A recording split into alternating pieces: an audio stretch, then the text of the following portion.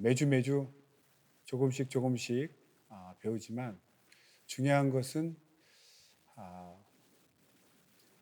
배운 것을 삶 가운데 실천하는 것.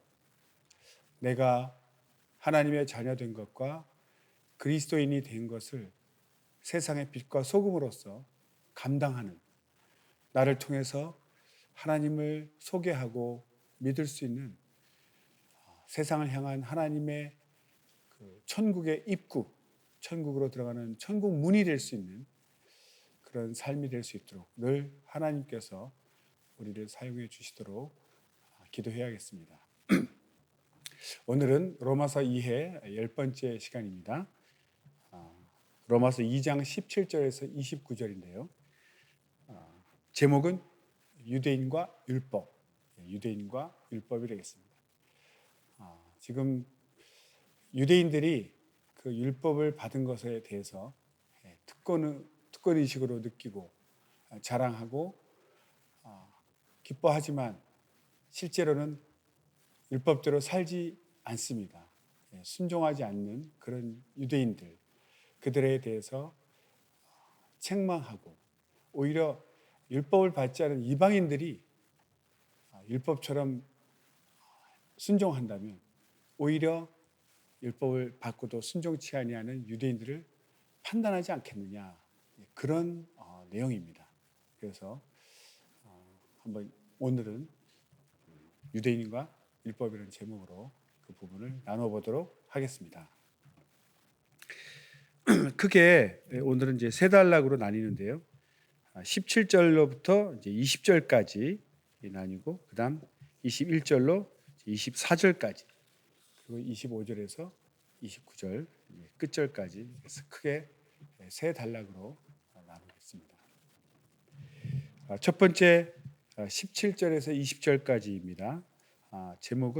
주제는 바울 사도는 일단 유대인들의 주장을 인정하고 그들의 특별한 허세와 자랑해온 특권들을 조목조목 따집니다. 일단 유대인들이 얘기하는 것을 인정하지만 무엇이 잘못됐는지 이제 조목조목 따져가는 그런 내용입니다. 17절에서 20절까지 읽겠습니다.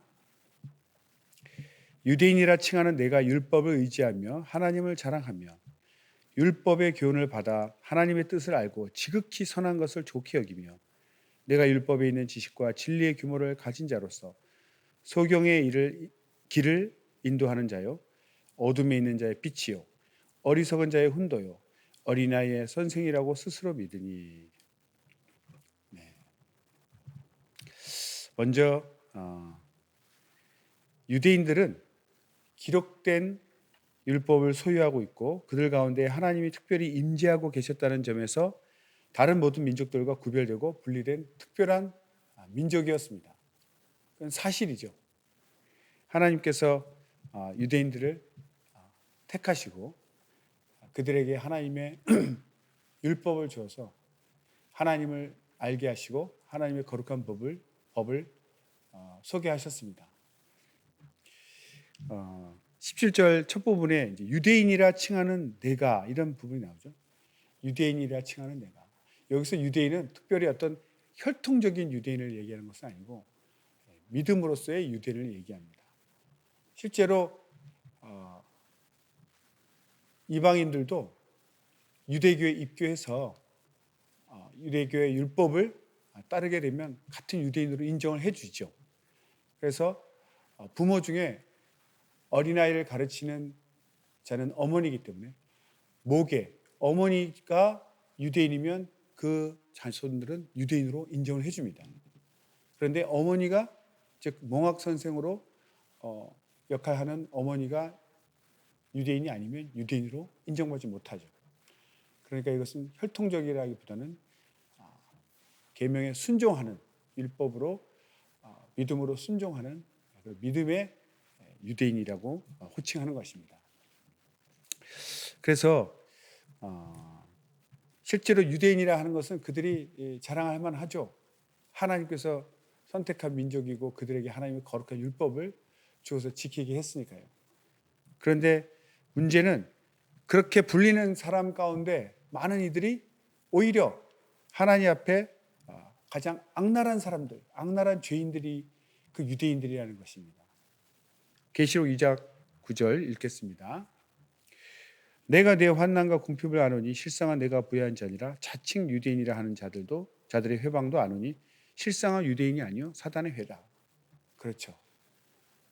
유대인이라고 우리가 부르지만 그 중에 실상 유대인이 아닌 사단의 모임도 있다는 것입니다. 마태복음 3장 7절에서 9절. 요한이 많은 바리새인과 사두개인이 침례 베푸는 데 오는 것을 보고 이르되 독사의 자식들아 누가 너희를 가르쳐 임박한 진노를 피하라 하더냐. 그러므로 회개에 합당한 열매를 맺고 속으로 아브라함이 우리 조상이라고 생각지 말라. 내가 너희에게 이르니 하나님이 능히 이 돌들로도 아브라함의 자손이 되게 하시리라. 이렇게 아브라함의 자손이면 당연히 하나님의 아브라함이 믿음으로 행한 것처럼 행해야 될 텐데 실제로는 그렇지 않다는 것입니다. 아브라함의 자손이라고 혈통을 주장하지만 실제로는 유대인으로 인정받지 못하는 것이죠. 그리고 그 후에 나오는 이제 율법을 의지하며 하나님을 자랑하며 이런 표현이 있습니다. 율법을 의지한다는 것은 유대인들은 자기들이 율법을 갖고 있다는 것과 또 회당에서 이렇게 율법을 가르치는 것, 읽는 것에 대해서 자부심이 있었습니다. 그런 특권에 굉장히 고무되어 있었죠. 실제로는 그 율법에 따라 살지 않고 그 율법이 마치 자기를 천국으로 인도할 것처럼 착각하고 살았다는 거죠. 율법은 지켜 행하라고 주신 것인데 거듭 말씀드리지만 율법대로 살지 않으면서 마치 율법을 소유한 그 자체가 율법이 자기를 천국으로 인도할 것처럼 잘못 알고 있었다는 것입니다.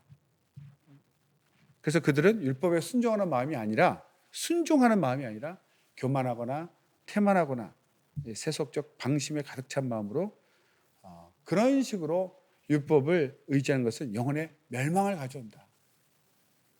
정말 하나님을 사랑하는 마음으로 겸손한 마음으로 율법에 순종해야 되는데 이들의 마음은 순종하는 마음이 아니고 율법에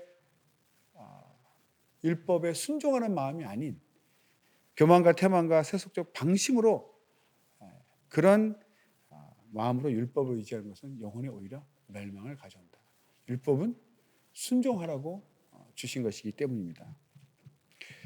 율법을 자랑한다는 얘기는 실제로 이제 우리가 믿음으로 겸손한 마음을 가지고 감사한 마음으로 하나님께 영광을 돌리는 것. 이것은 모든 종교의 기본이고 뿌리라는 것입니다. 우리가 믿음을 가지고 하나님 앞에 감사하고 겸손한 마음으로 하나님께 영광을 돌리는 것이죠. 그런데 반대로 교만한 마음으로 하나님을 헛되이 자랑하고 하나님 이름 외적으로만 고백하고 이것은 완전히 위선인 거죠. 이런 위선은 영적 교만인데 이 영적 교만은 모든 종류 교만 중에 가장 위험한 것이죠. 실제로 다른 교만은 진리의 말씀으로 이렇게 깨뜨려지고 회개할 기회가 주어지는데 영적으로 교만하다는 것은 하나님 말씀보다 위에 있기 때문에 이제는 하나님 말씀으로도 깨뜨릴 수 없기 때문에 거의 불가능하죠. 영적 교만은 정말 회개할 수 있는 기회가 거의 없습니다. 그래서 우리는 항상 겸손함으로 살아야 됩니다. 그리고 유대인들은 지식이 있는 민족이었습니다. 지식. 그렇죠. 18절에 보면 율법의 교훈을 받아 하나님의 뜻을 알고 지극히 선한 것을 좋게 여기며 이렇게 표현하고 있습니다. 하나님의 뜻은 주권적이고 절대적이고 불가항력적인 뜻입니다. 그래서 하나님의 뜻이 유일한 뜻이 되어야 되고 모든 다른 뜻이 그 하나님의 뜻에 녹아들고 그 뜻 안에 포함될 때 하나님의 정의가 이 땅에 온전히 세워지겠죠. 그래서 유대인들도 하나님에 관한 진리를 알았을 뿐 아니라 하나님께서 율법을 주실 때 이 율법을 지켜 행하라고 하시는구나. 그것까지 다 이미 알고 있습니다. 유대인들이 모르는 바는 아니라는 거죠. 그래서 그들은 하나님 율법을 받았기 때문에 그 율법의 지식으로 선한 것과 악한 것, 귀한 것, 헛된 것, 부정한 것, 정한 것, 이런 분별할 수 있는 날카로운 분별력이 있었습니다. 실제로 그 선과 악이 너무 밀접해 있을 때는 분별하기 어려울 때도 있죠. 그러나 유대인들은 하나님의 율법을 받았기 때문에 아주 시금석같이 아주 정확한 그런 분별력을 가질 수 있는, 그래서 유대인들은 지식 있는 민족이었다. 그런데 문제는 위선자들에게 있어서도 하나님의 뜻에 관한 지식이 넘치는 것은 얼마든지 가능하다. 그러니까 실제로 하나님 행함 율법대로 살지 않을지라도 지식적으로는 하나님에 대해서 정말 많이 알 수 있죠. 우리도 보면 주변에 믿지 않은 사람인데도 성경을 굉장히 많이, 오히려 교회 다니는 사람보다 더 많이 읽고, 그래서 믿음은 없지만 성경에 대해서 줄줄줄줄 얘기하는 분들 있습니다. 성경 박사 같은 분이 있죠. 그러나 믿지는 않죠. 믿지 않으니까 그 말씀대로 살지는 않습니다. 위선자가 되는 거죠. 그래서 훌륭한 이론가지만 실천적으로는 나태하고 무감각할 수 있고, 종교 논쟁에 있어서도 아주 유능한 전문가인데도 경건의 능력, 그러니까 경건의 모양은 갖고 있지만 경건의 능력은 없는 그런 문외한일 수도 있다는 것입니다. 그래서 유대인들은 실제로 선과 악을 분별할 수 있는 그런 율법, 그런 하나님의 지식을 소유한 그런 민족이었습니다. 그런데 문제는 그렇게 지식은 넘치도록 알고 있는데도 그렇게 살지 않는 위선자의 삶을 살고 있었다는 것이 이제 문제이죠. 그래서 라틴어로 이제 공부하다 보니까 라틴어로 유명한 그 자주 쓰여지는 그 인용구가 있습니다. 제가 한번 찾아봤습니다. 비디오 멜리오라 프로보크 데테리오라 세코로. 이게 무슨 말이겠습니까? 뜻을 하면은 비디오 보다 이거죠. 멜리오라는 더 좋은 것 이런 뜻이고, 프로보크는 인정하다 이런 뜻입니다. 그러니까 더 나은 것을 보고, 더 좋은 것을 보고 인정하지만 뒤에 데테리오라, 이것은 더 나쁜 것, 열등한 것 이런 뜻입니다. 그리고 이제 세콜은 따라가다 이런 뜻입니다. 그러니까 한국말로 번역하면 더 나은 것을 보고 인정하지만 실제로는 더 나쁜 것을 따라간다 이런 뜻이죠. 그 옛날에도 이제 그런 일이, 인간 자체가 그렇다는 거죠. 인간 자체가 꼭 유대인뿐만 그런 것이 아니라. 그래서 이런 라틴어 문구가 있습니다. 참고로 알아두시면 좋을 것 같습니다. 그리고 이제 세 번째는 유대인들은 가르치는 민족이었다. 19절에서 20절을 보면 내가 율법에 있는 지식과 진리의 규모를 가진 자로서 소경의 길을 인도하는 자요, 어둠에 있는 자의 빛이요, 어리석은 자의 훈도요, 어린아이의 선생이라고 스스로 믿으니. 그러니까 실제로 율법을 받고 또 율법을 가르치는 그런 민족이죠. 유대인들은 그들이 하나님으로부터 직접 신탁, 하나님께서 유대인들에게 나타내셨죠, 당신을. 그래서 신탁을 받았기 때문에 모든 다른 민족들이 자기들에게 유대인들에게 와서 하나님 뜻을 배워야 된다 이렇게 생각하고 살았습니다. 그리고 특별히 남을 판단하는 자리, 그러니까 율법학자, 또 바리새인, 백성의 지도자, 그들이 그렇게 말씀을 가르칠 때 백성들이 막 순종하는 걸 보고 굉장히 자랑스럽게 여겼죠. 하나님 말씀을 가르치니까 사람들이 그 하나님 뜻에 막 순종하죠. 그런데 자기 입으로 나가다 보니까 꼭 마치 자기에게 순종하는 것처럼 이렇게 또 생각하고, 어쨌든 굉장히 자랑스러워했습니다.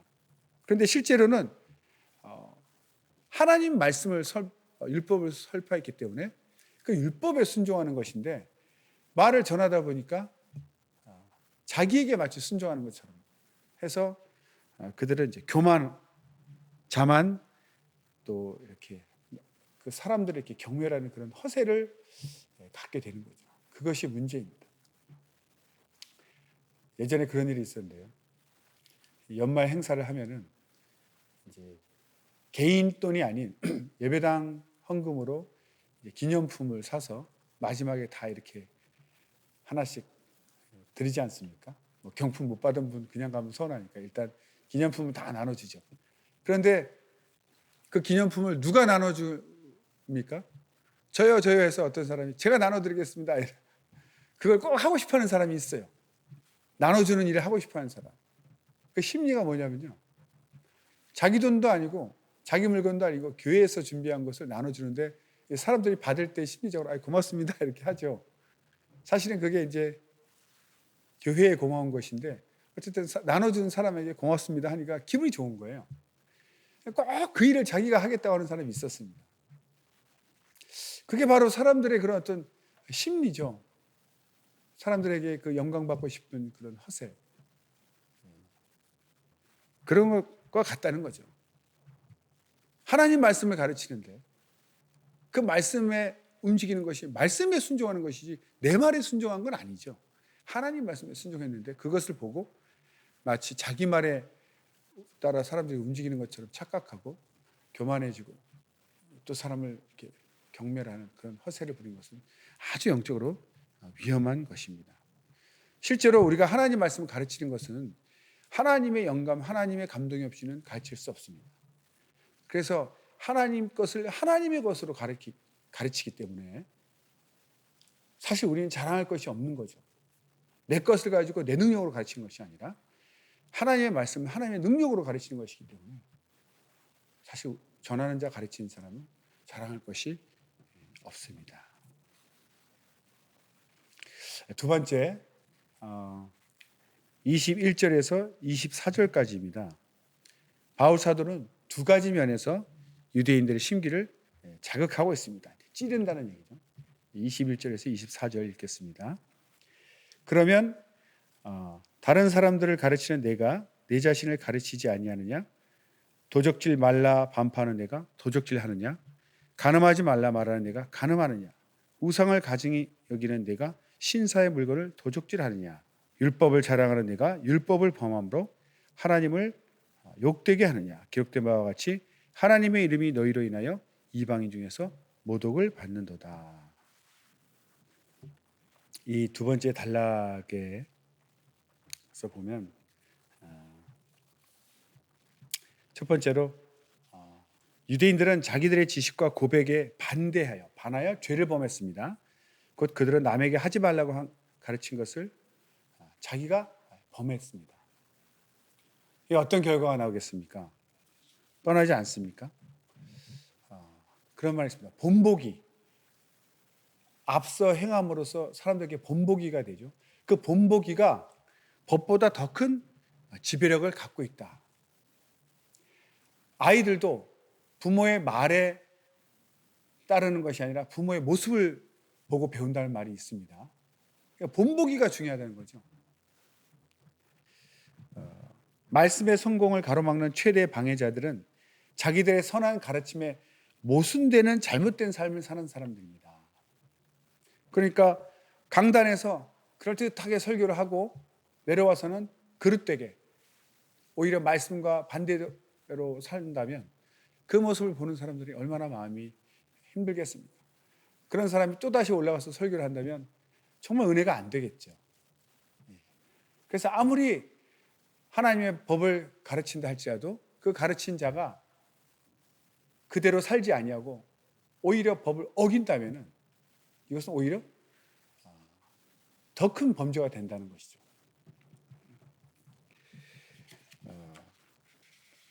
유대인의 세 가지 죄를 여기서 지금 크게 세 가지 죄를 지적하고 있습니다. 첫째는 이제 도둑질, 둘째는 간음죄, 세 번째는 성물 도둑죄. 성물 도둑질이죠. 신사의 그 성전에 들어가 있는 물건을 하나님께 봉헌된 물건을 훔쳐가는 그런 것입니다. 그래서 바리새인들 중에 특별히 그 성경에 나옵니다.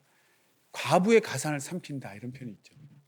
그러니까 도둑질 중에 정말 힘없고 연약한 이제 남편도 없고 가진 건 그 재산밖에 없는데 그것을 삼킨다는 거죠. 그럼 어떻게 무엇을 의지하고 살겠습니까? 가장 악랄한 도둑질이죠. 이미 가진 것도 많은 바리새인들일 텐데요. 그리고 간음죄도 유대교의 이제 무수한 랍비들이 이 간음죄를 아주 악명을 떨쳤다고 합니다. 지금도 이렇게 심심치 않게 계속 뉴스에 나오지 않습니까? 말하기 부끄럽지만 목사들이 성추행을 했다거나 어린아이들을 성추행하고 자기는 그냥 귀여워서 했다, 장난으로 했다, 온갖 변명을 다 하지만 너무나 끔찍한 그런 죄를 짓습니다. 거룩하라, 간음하지 말라 이렇게 가르쳐 놓고 간음을 한다는 것이죠. 도둑질 하지 말라 해놓고 도둑질을 한다는 거예요. 성물 도둑질은 하나님께 바쳐진 것마저도 훔쳐간다는 거예요. 그것은 거의 하나님을 무시하는 것 아닙니까? 사람의 재산을 삼키는 것도 악한 것인데 하나님께 드려진 그 헌물, 그것을 이렇게 훔쳐간다는 것은 실제로 말로는 우상을 싫어한다 해도 우상 숭배와 다를 바가 없다. 기본적으로 하나님을 두려워하지 않고 하나님을 무시하고 있기 때문이죠. 그래서 구약 말기에 아주 유명한 그 구절이 있죠. 말라기서 3장 8절 9절입니다. 말라기서 3장 8절 9절. 사람이 어찌 하나님의 것을 도적질하겠느냐. 그러나 너희는 나의 것을 도적질하고도 말하기를 우리가 어떻게 주의 것을 도적질하였나이까 하도다. 이는 곧 11조와 헌물이라. 너희가 온 나라와 나의 것을 도적질하였으므로 너희가 저주를 받았느니라. 네. 이렇게 구약시대 말기에는 아주 끔찍할 정도로 이런 성물 도둑질이 유행했습니다. 다음 두 번째로 이제 유대인들은 그들의 죄로 하나님을 오히려 모독했습니다. 그러니까 하지 말라고 가르친 것을 스스로 행하는 그런 가르침과 반대되는 범죄를 행함으로 오히려 이것이 하나님의 명예를 모욕하는, 하나님을 모독하는 그런 죄가 된다는 것이죠. 하나님의 이름을 높이고 하나님께 찬송을 돌려야 될 직분자들, 그러니까 이제 영적 지도자들이 되겠죠. 그런 영적 지도자들이 오히려 하나님께 수치와 불명예가 되는 그런 일을 하게 된 것입니다.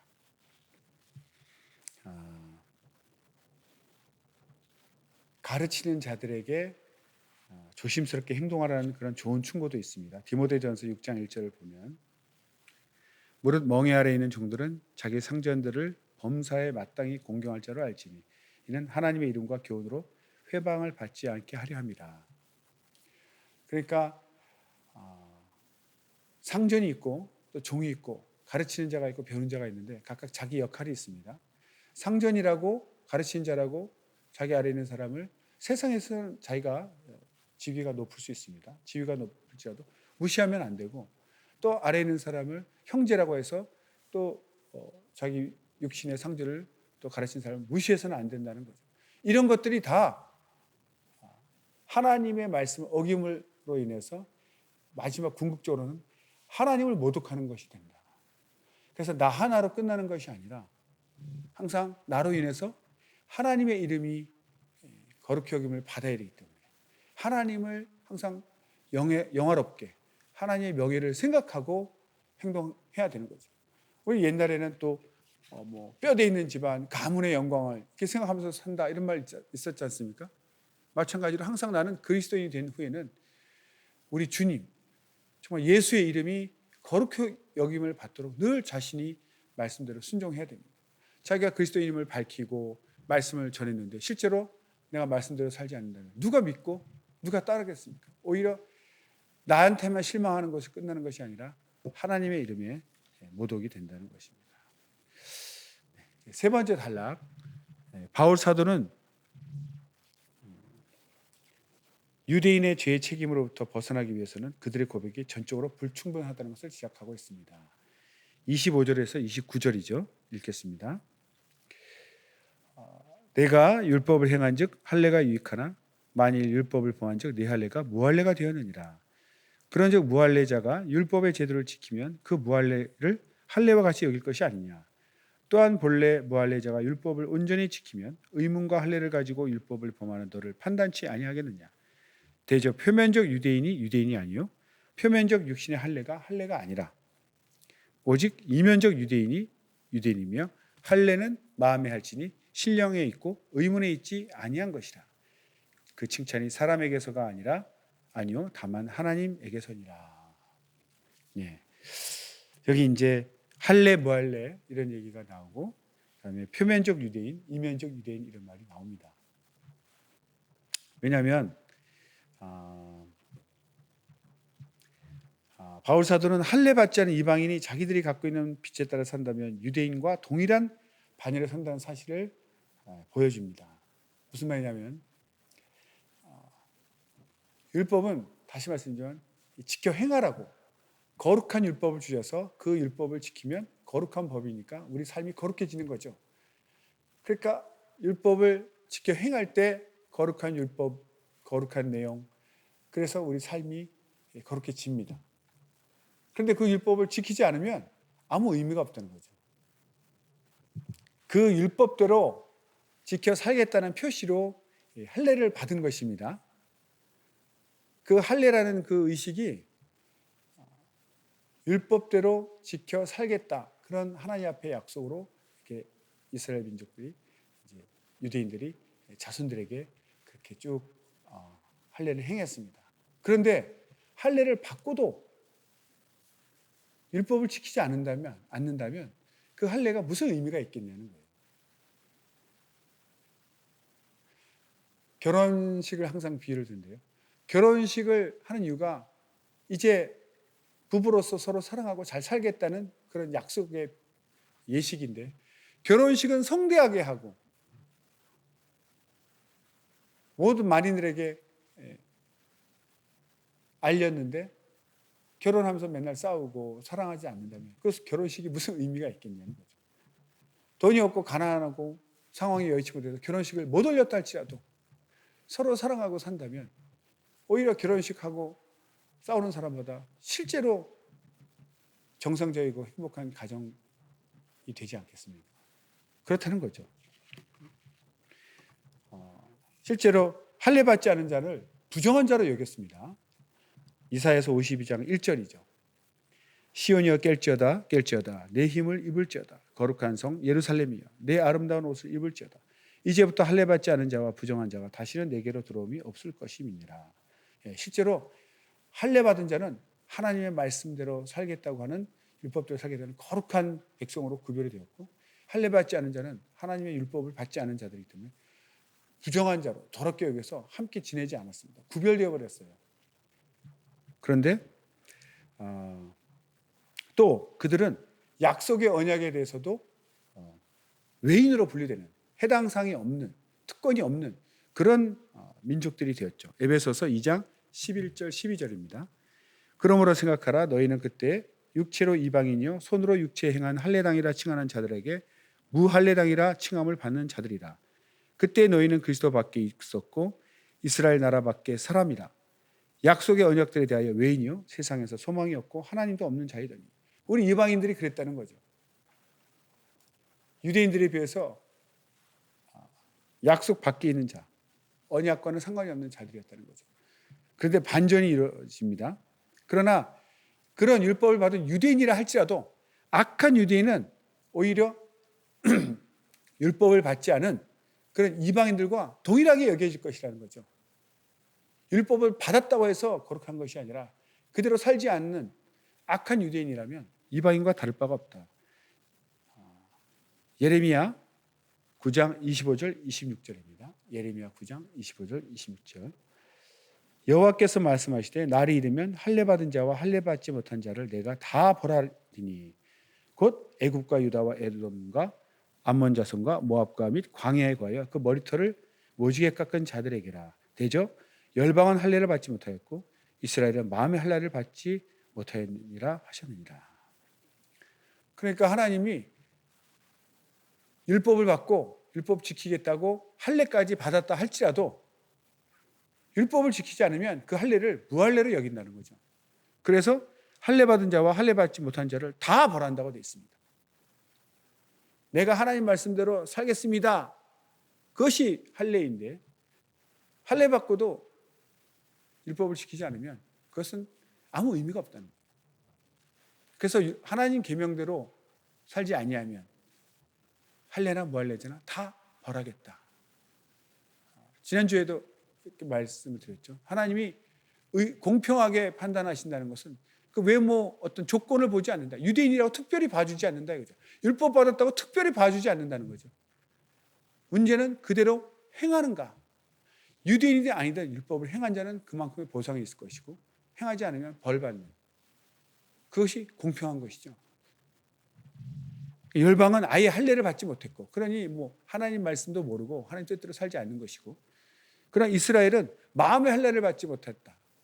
육신에만 할례를 했고 마음이 할례를 받지 못해서 하나님 말씀을 잊어먹고 그대로 살지 않는다는 것이죠. 그것은 다 하나님 앞에 벌받는 그런 것입니다. 그래서 사도 바울은 참된 할례에 대해서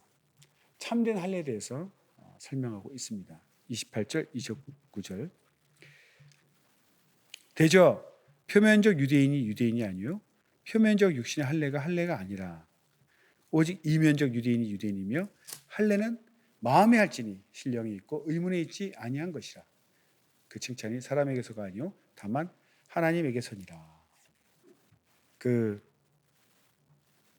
유대인이 정말 그냥 혈통을 따라서 율법을 받았다고 해서 그 유대인이 아니라는 것입니다. 그러니까 표면적 유대인이 아니라는 것은 그런 사람들은 하나님 앞에 아브라함의 믿음의 후사로 받아들여지지 않을 것이다. 그리고 율법 의도에도 합당한 자로 인정받지 못한다 이런 것이죠. 아브라함이 하나님을 믿고 그 계명에 순종함으로 믿음의 조상이 되었지 않습니까? 그러면 자기가 아브라함의 후손이다라고 말하려면은 내가 할례 받은 자로서 아브라함의 후손이다라고 자랑한다면 당연히 아브라함이 하나님을 순종한 것처럼 순종해야 될 텐데, 하나님께 순종해야 될 텐데, 입으로는 아브라함의 후손이다, 자손이다 자랑하면서 실제는 그렇게 아브라함처럼 하나님께 순종하지 않는다면 그것은 하나님 인정하지 않는다는 거죠. 그러니까 표면적 유대인은 진정한 유대인이 아니다. 아브라함의 자손이라면 아브라함이 행한 일들을 해야 하리라고 주님도 말씀하셨다는 거죠. 요한복음 8장 39절. 대답하여 가로되 우리 아버지는 아브라함이라 하니 예수께서 가라사대 너희가 아브라함의 자손이면 아브라함의 행사를 행할 것이거늘 할 것이거늘 이렇게 말했죠. 그러니까 자손이라고 자랑할 것이 아니고 표면적 유대인, 내가 아브라함의 자손이다 그런 혈통만 자랑할 것이 아니라 실제로 마음에서 우러나서 정말 믿음으로 순종하는 아브라함과 같은 행함이 있어야 될 것이다 이런 것이죠. 그래서 하나님께서 보시는 것은 마음이고 하나님께서 우리를 받아들이신 것은 마음의 할례다. 마음의 할례. 신명기 30장 6절입니다.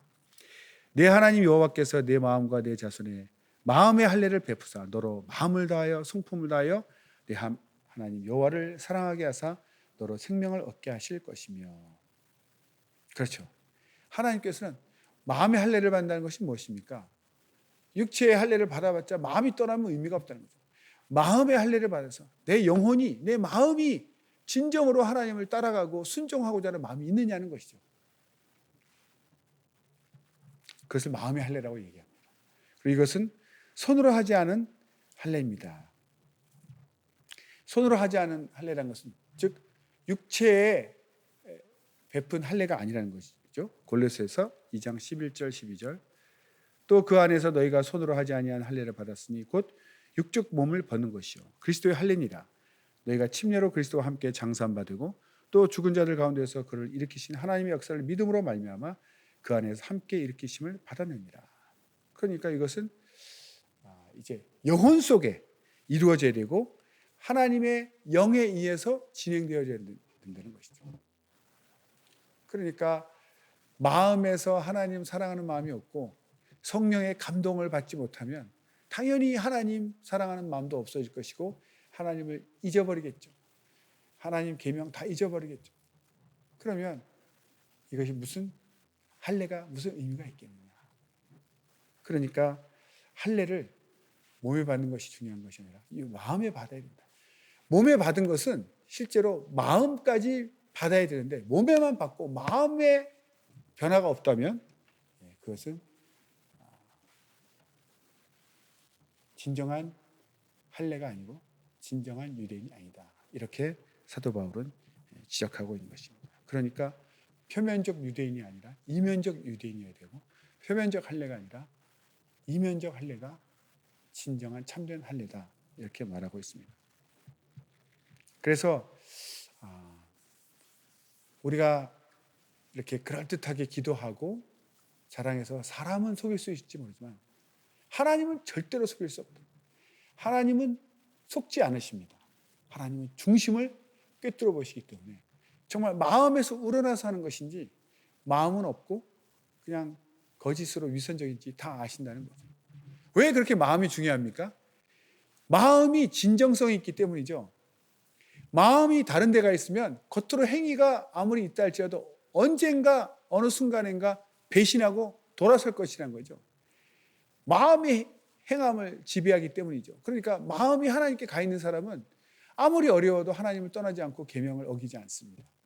그럼 마음이 없는 사람은 잠깐 위선적으로 행하지만 잠깐이죠. 보이는 데서 속이기 위해서 잠깐 거짓 행동을 하고 보이지 않을 때 다른 행동을 한다는 거죠. 거짓되다는 것입니다. 그러나 중요한 것은 하나님을 속일 수 없다. 이것을 지금 이제 사도 바울은 유대인에게 계속 지적하고 가르치고 있습니다. 진정한 이면적 유대인이 참 유대인이고 이면적 할례, 즉 마음에서 감동받고 할례도 마음에 모든 것이 마음이 있어야 된다는 거죠. 이것을 이제 유대교에만 지적하는 것이 아니라 우리 그리스도인에게도 똑같이 적용할 수가 있습니다. 표면적 그리스도인이 아니라 표면적 침례가 아니다. 오직 이면적 그리스도인이 참 그리스도인이고 침례도 마음에 할지니 영에 있고 육에 있지 율법 조문에 있지 않습니다. 칭찬도 사람에게서가 아니라 하나님에게서 받아야 됩니다. 그렇죠.